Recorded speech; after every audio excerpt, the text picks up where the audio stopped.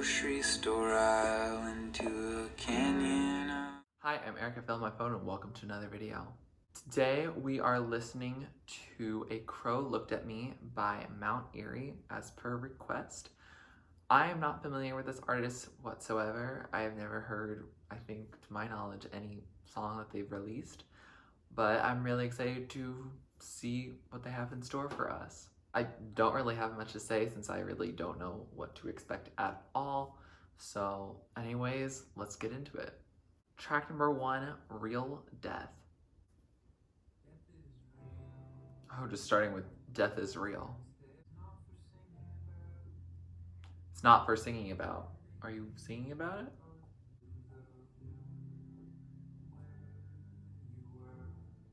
The room where you were.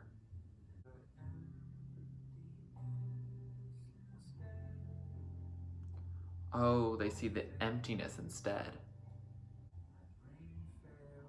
My knees fail, my brain fails. Sounds like everything's gonna fail. You still get mail. Oh, are they no longer here? A week after you died. Oh, shoot. A gift for our daughter. So, his partner?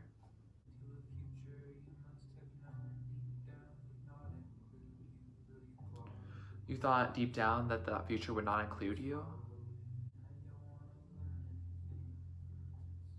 I don't want to learn anything from this. Some things are just tough.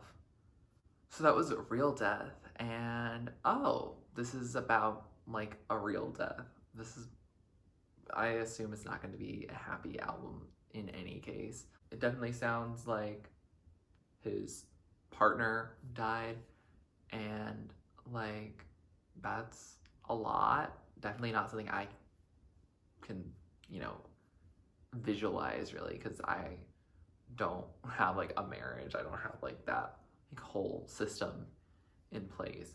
But like it sounds like he literally is like, oh, we have like a daughter together. I don't know if they have many kids together, just that daughter, but like if you're in a relationship that much where it's like you've been in that committed relationship and it seems like it was pretty happy, stable and everything, that you also have like kids and everything and you have like this whole future plan, and like, fate has snatched that away from you, and that's horrible. Not something I wish really on anyone.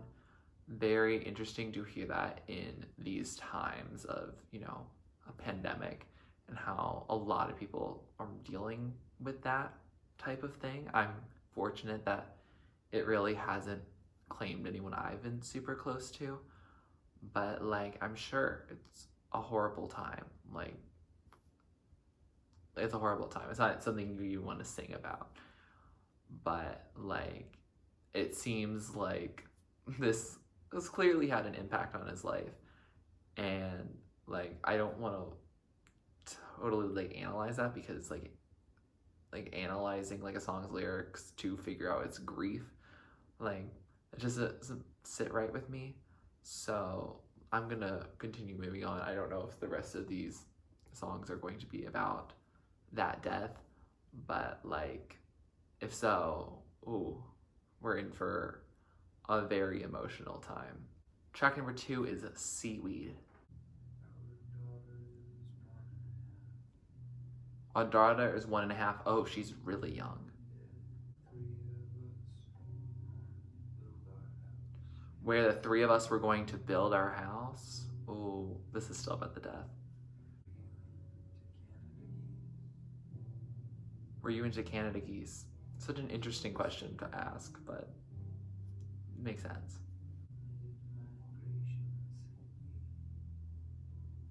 Or are they just hungry for mid-migration seaweed? I don't think I understand that. Was that a flower you liked? I'm not sure. You did most of my remembering for me. Oh.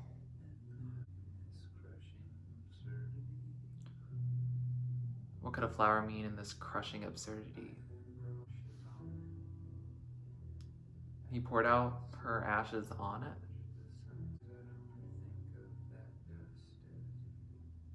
I don't think of that dust as you. Like, she lives on as memory. So that was a Seaweed, and wow, this album is very much about death. And I did look it up just to be clear, so I didn't have to keep being vague about pronouns. But his wife is the inspiration for these songs. That she died like the year prior, which really sad. Obviously, like, death is always sad, but like, especially hearing like a musician really like sing about like the person that they've been married to for a while now, like, that hurts. Like, it hurts me to listen. Like, it feels very important that I listen, but it definitely, you know, you sit in that discomfort a little bit because you like can't really like empathize with the situation, but you also like are just feeling connected and feeling like you're there at the same time, if that makes sense. The line that like really stuck out to me was the "I don't see that dust as you." Like, he sees her and her like her memories, or maybe like how she died. I don't know how she died. I think it was cancer actually, but I don't know like how quick it happened, or you know, like the circumstances regarding that. And I don't know if we are going to find that out, and I'm not going to pry into that if we don't get that. But like, you know, seeing someone in their like, I guess, living state rather than what they've become after their death, I think that's very important. As someone who has had close loved ones pass away, like, definitely I think of them when they were alive, and especially the more fond memories. If I do have negative memories of them, I try to cover them up. I don't need that. And like, yeah, it seems like he's going through a lot. Track number 3 is Ravens. Okay, it feels like we've picked up a little bit and turned the guitar.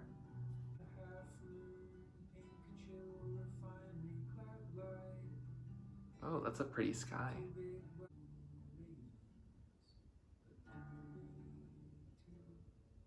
2 ravens, but only 2.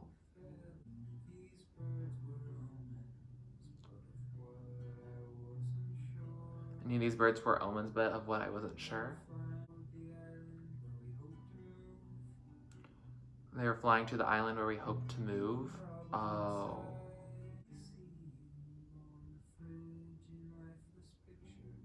I can only see you in the fridge on lifeless pictures. I watched you die in this room. Oh. They're gonna ride over water, like in Seaweed. My face was still contorted after you died. When we came home, you were pregnant, so reliving earlier memories. Oh, just cancer, straight up telling us. But then I remember death is real, just like he says it the first song. Wow, very personal to say like the exact days.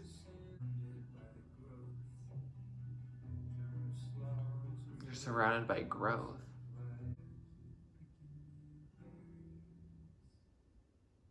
I keep picking you berries. So that was Ravens, and wow, what a song. Like, this felt less like a whole like one song and more just like a sequence. And I feel like this album has felt very sequency. Like, it almost, all of it just feels like a whole story that he's telling. And we get some, you know, context of, oh, he saw 2 ravens flying to the west, and, you know, not 3, you know, because, you know, they have a daughter. And so that kind of represents he and his daughter going to bury or spread her ashes like on the west and take the boat and everything. And wow, like, I'm getting very vivid pictures of where he is at in his headspace and what he remembers, which like I feel like is so interesting to be able to hear a whole retelling of it. Like I feel like when we experience death, we kind of like hyper focus, or we block out the details, or we remember very specific things. And it seems like he's been able to remember a lot of it. I mean, it's clearly something that he had to deal with a lot. And like he's really just retelling this whole narrative of how she passed, some of the good memories, the memories after she passed, and like it must be very tough to retell it. The sonics are very simplistic, very acoustic, as you would probably expect for, you know, a song that is much more a memorial, a tribute to someone who has passed on. So, yeah. Again, getting in those feels. I haven't cried yet. It's definitely possible in the coming tracks. I could. I might not. I don't think of myself as easy to cry, but like, wow, this is a lot. Track number 4 is Forest Fire. Okay, this feels a little sonically different than the first 3.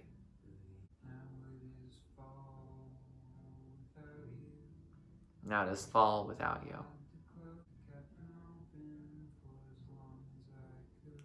Kept them open for as long as I could.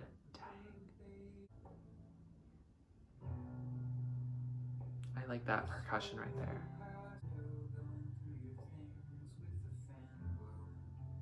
I remember going through your things with the fan blowing. Oh, this whole sentence or stream of consciousness is very interesting. You do belong here.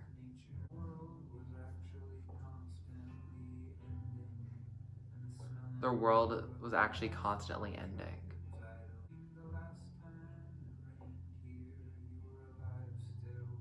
The last time it rained here, you were alive still.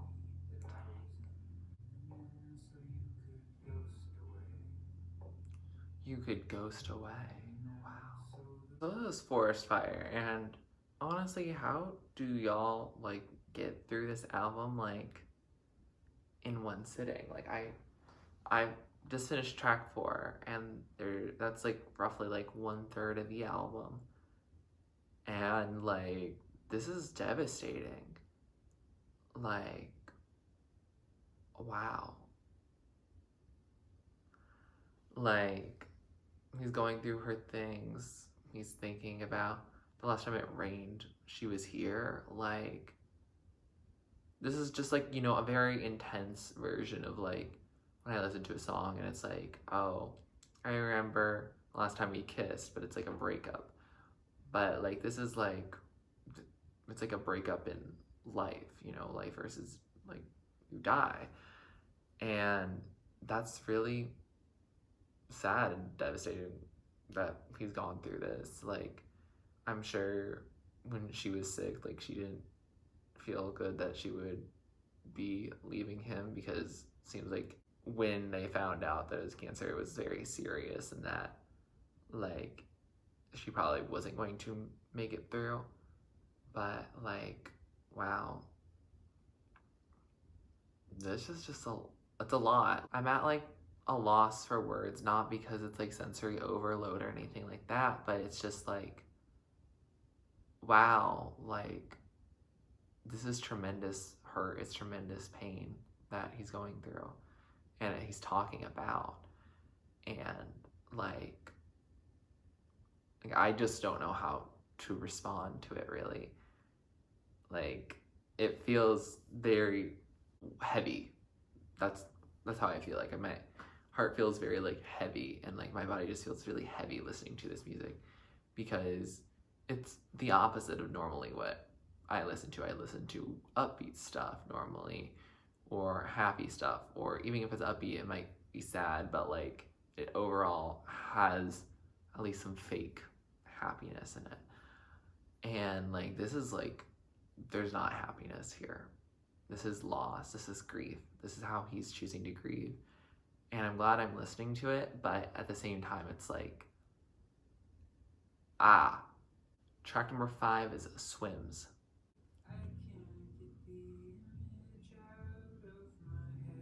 I can't get the image out of my head. Of what? Oh, the image of watching her die. Wow. Your transformed, dying face will recede with time.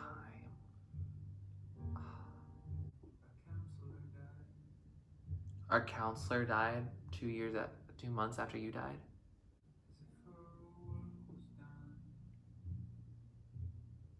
An empty office, as if her work was done.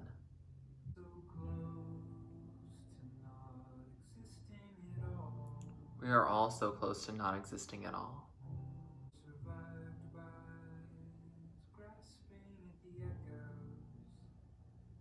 Survived by as are grasping at the echoes. So that was Swims. And wow, like, again,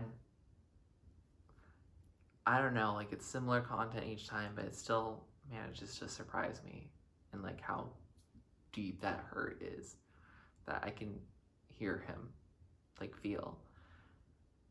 Like, what do you do when your daughter, that's I think like 1.5, I think that was, asks you if your wife swims and your wife has passed on? Like, what do you say to that? And he's like, yeah, she does, and that's probably all she does now. And wow, like, I can't imagine that at all. I just don't know what I would do in this situation. And like, I hope I never have to go through that situation. I hope you don't have to go through that situation at all. I definitely am spacing on definitely some moments that like really shocked me, but good thing is that I recorded them and you'll see them, like, or you saw them already. But like, wow, like, this gets you really emotional, and you're having a good day today, like, you're having a very emotional day now. Track number 6 is My Chasm.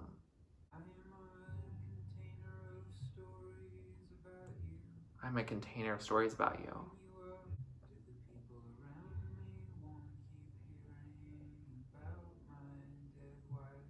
Do the people around me want to keep hearing about my dead wife? The loss of my life is a chasm I take into town. Death is real.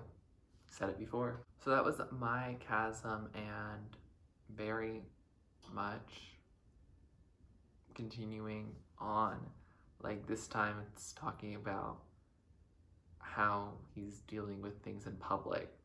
Like, can he mention her? Like, can he talk about her? Can he tell the stories about them together to people? Or like, is that too much for them to bear as well? Like, is it their cross to bear as well? And like, again, I still don't know what to do in that situation. But like, that line of I can turn a grocery store aisle into a canyon of like pity and like sadness and like things that just are normal and everyday, and people are experiencing joy or maybe just neutral emotions, and you come there with your, I guess how they would see it as like a sob story, but like, to you it's like just your real life. You can't really escape that. That's something that happened to you, and you're gonna probably live with that for the rest of your life. And like, even just in the 2 months since her passing, like, he's still grieving, as one should. Like, 2 months is not a long time to grieve at all. And like, you know, there's that like gray area of like, oh, I don't want to burden like their happiness, but at the same time, like, I can't just pretend like it didn't happen, because it did, and it greatly affects my life. And that's hard. Track number 7, When I Take Out the Garbage at Night.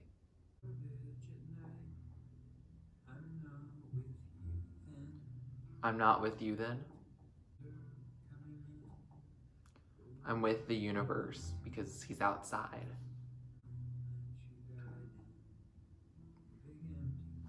Very much focusing on that room where you died in, as expected.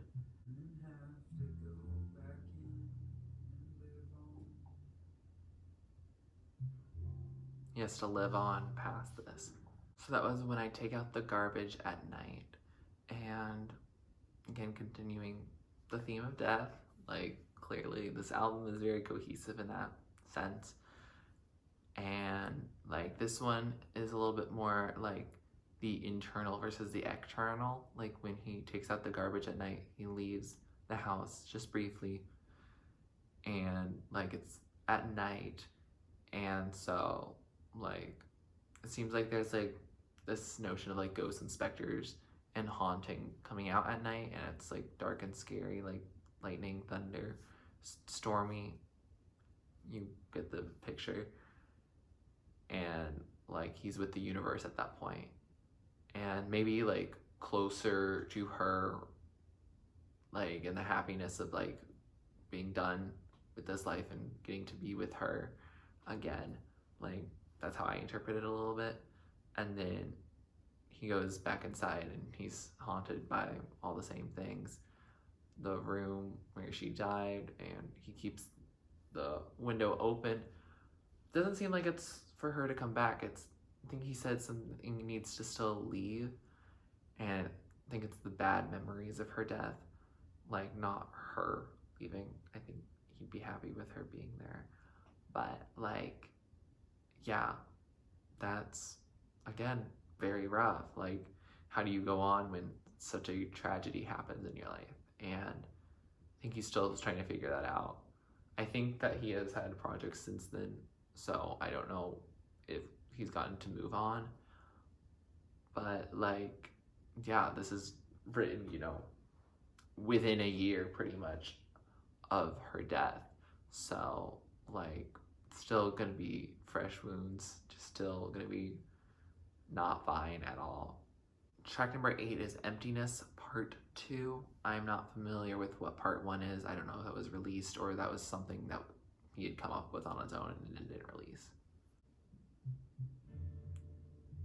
This guitar strumming is a little faster.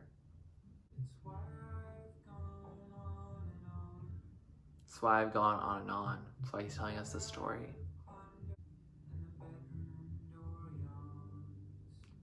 The bedroom door yawns. There's nothing to learn, much like he said before, he doesn't want to learn.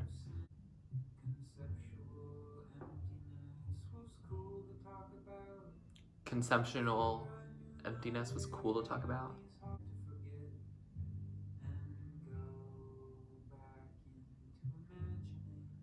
I would like to forget and go back into imagining. Oh, very calm fade out of this one. So that was Emptiness Part 2. And again, like, these songs are very hard to listen to. Like, honestly, like, it's tough.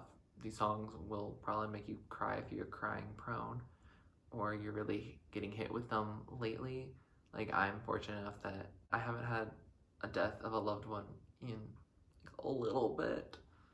Like, not saying it hasn't happened over this past year or the past couple of years. Like, I've had multiple then, but like, I've been able to, I guess, patch over my grief a little bit quicker. Not necessarily in a healthy way, but like, definitely, like, that's just how society makes us move.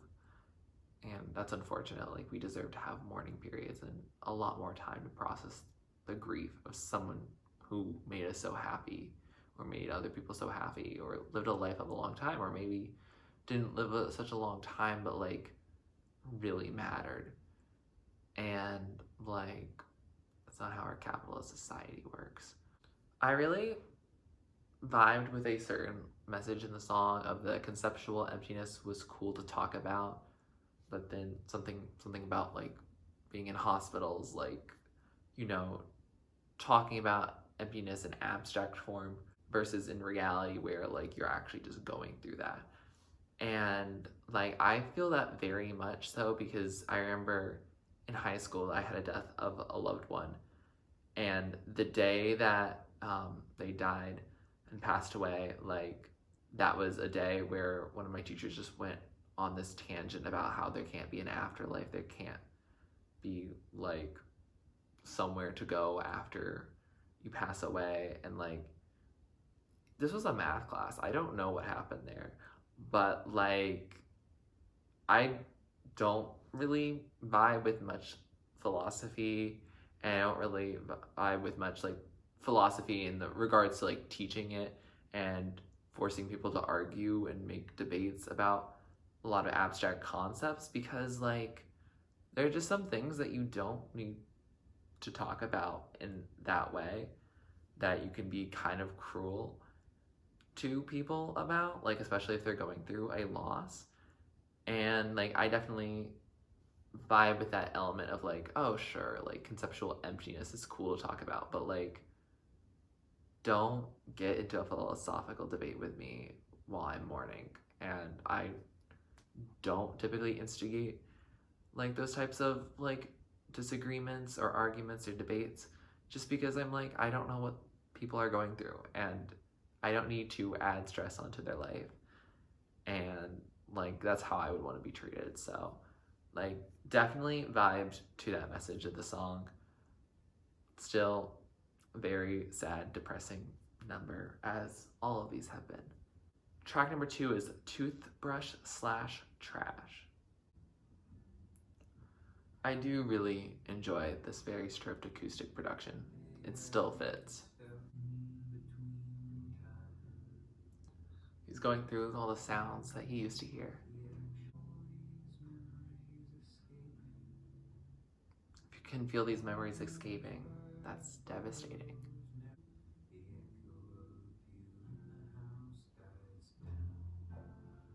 The echo of you in the house dies down. I think we just changed sonically a little bit. Oh, is that a door closing noise?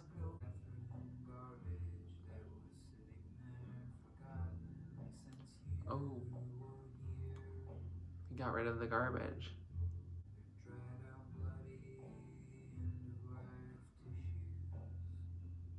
Oh gosh. Your toothbrush and your trash. So this is still like one cohesive song. It does not feel good. So that was a Toothbrush / Trash. And still depressing. Still definitely there. And like this one, honestly, one of the saddest, maybe. I don't know, it's hard to compare like song about death versus song about death, but like this one kind of hit also, because like the first half, like he's saying like, here are a bunch of memories of you and I feel them falling away, and that's something I'm like chronically afraid of. Like I'm afraid I'm going to get some memory like inhibiting illness. I just knocked on wood to make sure that does not happen. And like, yeah, like when you start boiling down, narrowing down the memories you still have left of this person, like that's so sad. That's why I'm very much like keep a lot of photographs. I know it's not the same as the memory, but like maybe it can help transport you back to it. Like, wow. Yeah, he's going through it. Definitely also get hit with the like, oh, I finally took out the upstairs trash, and yeah, it still had stuff from like when you were like literally dying, which is like, yeah, he definitely has a way of like singing where he goes in between these like very like figurative, very imagery driven things that are kind of like nice and while somber to like listen and hear about, but then it goes into like, oh yeah, this is when you died, and he straight up tells you that, and then you're like sucked away and you're like, oh.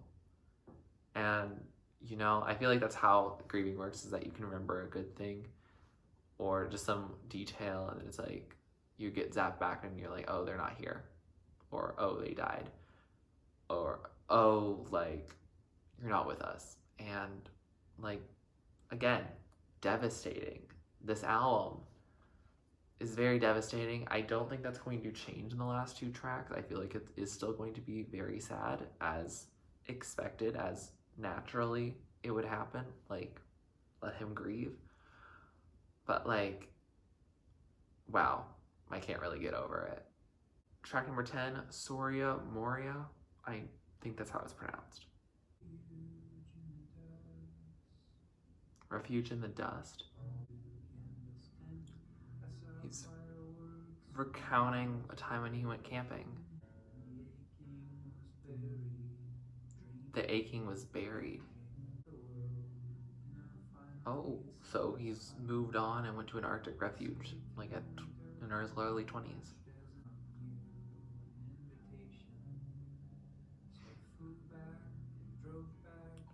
Oh, got an invitation to you. It was really true that it didn't matter as long as we were together. Is that a little bit of electric added?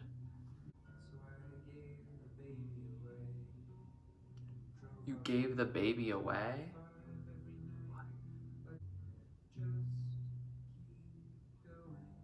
Just keep going.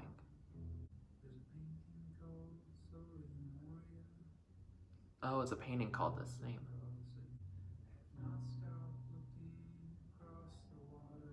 I've not stopped looking across the water.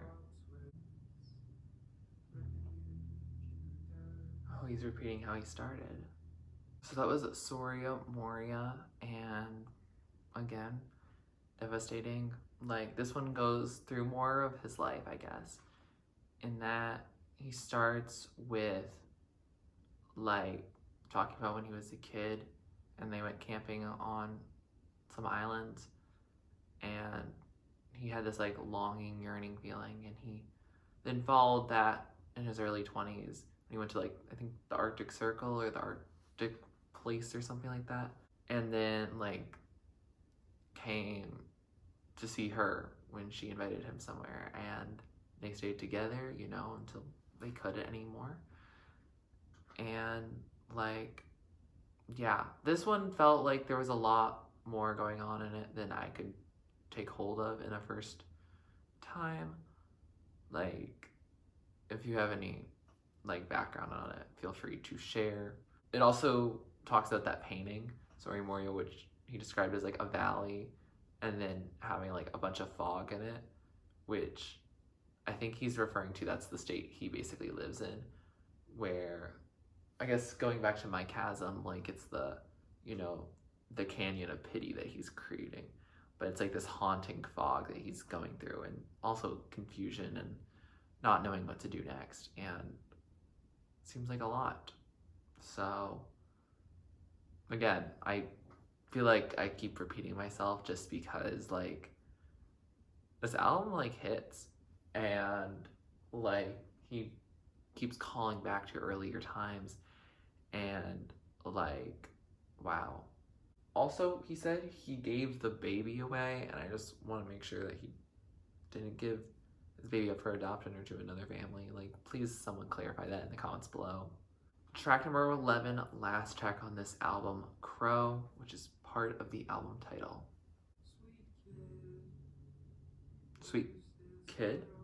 Is this for his daughter?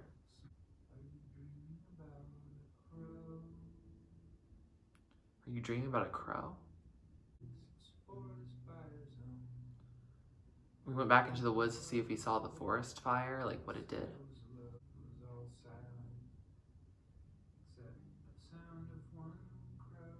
was all silent except for the sound of one crow.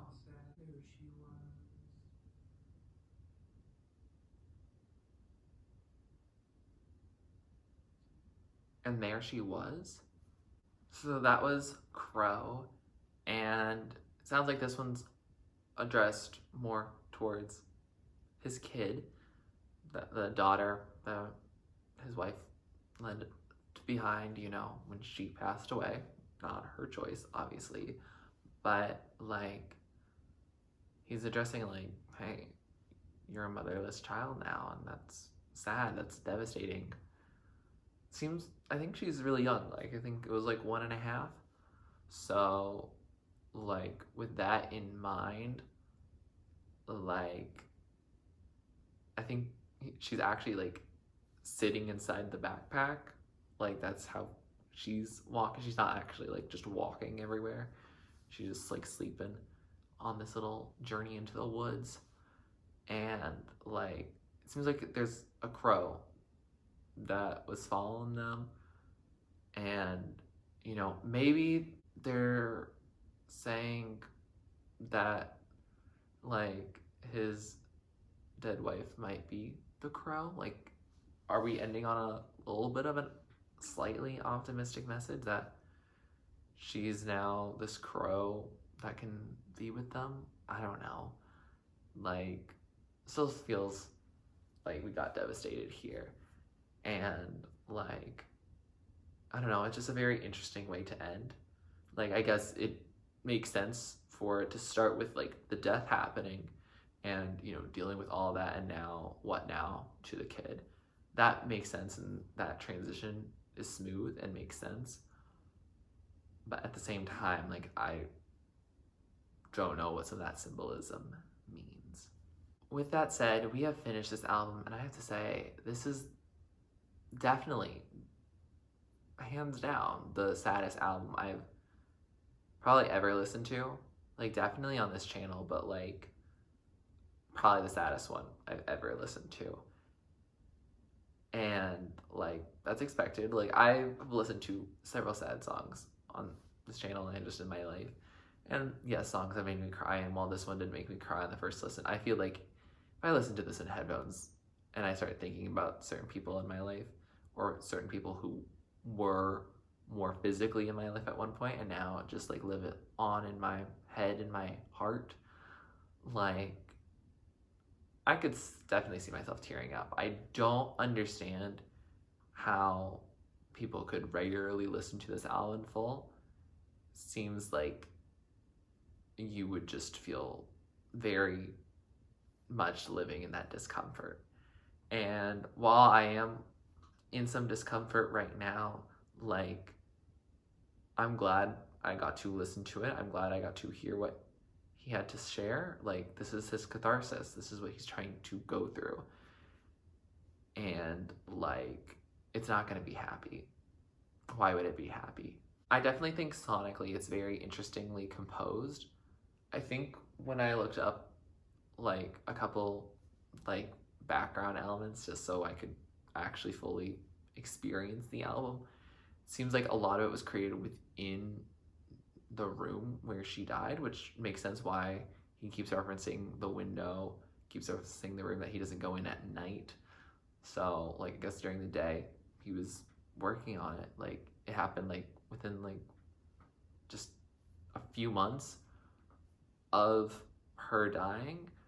Like, wow, that's very much living in that hurt. And like, I know I've at times come up with like lyrics that really hit right when I'm going through a stressful situation, but like the fact to like make that a whole album and then just release it and make his own pain, that his struggle, something that people regularly could listen to and maybe they can relate to, but like at the same time, like, that's putting a lot of your business like out into the world, and that's really bold of him, and I applaud him for that. At the same time, like, I hope he's doing all right. It seemed like he got married like a year after this came out, and then they got divorced. So I don't know where he's really at in his life now. If someone wants to provide an update, feel free to. But like, this album is very like, wow. Like, I feel like I just went through a severe loss, and I have not, and I'm glad I have not. But wow, this would hurt. Like, I can see how it would hurt, and I bet it does. I will be listening again in headphones, and if I have other thoughts that didn't come across the first time, I'm just gonna put them on the screen.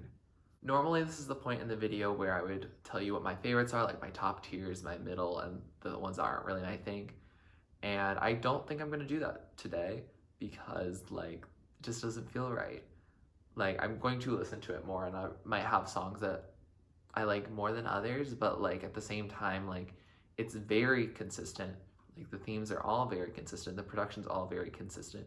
So I don't think there's going to be a huge difference, but I also don't think I'm going to listen to these songs regularly. I think if I need an album to really cry to, or if I somehow, again, knock on wood, like if I ever have a feeling in which I relate to this, like I will listen to it. I've knocked on wood many times because I'm not taking any chances on that. This album, it's rough, and well, thank you for exposing me to like an artist that can get very emotional. Like I don't know if I would be super comfortable having other albums that are similar to this, that deal with grief much like this, and this bluntly and this like tragically. I don't know how comfortable I am reacting to those types of albums, because it just doesn't feel right to be like, oh my god, amazing song, or oh my god, like not my thing. Like I feel like I can respect them. I might listen to them on my own, but like I don't know if I would like actually like give a whole reaction and be like, oh, love this. Like I've done what I feel like is appropriate for tonight, but like wow, there's just a lot going on, and like I hope with all my heart that he's doing well and he's doing better now, like as much as he can, as much as his daughter can. Like I sincerely hope his wife is in a better place and all that. So yeah, I think those are my thoughts on the album. If you like this video, please like it. Please comment down below what you'd like me to react or listen to next. Please subscribe to my channel if you're not already and you'd like to be. And thanks for watching. This is TurtleStormer. Catch you later. It's storming turtles from out of the sky. Turtles don't need to know why. Smile big, open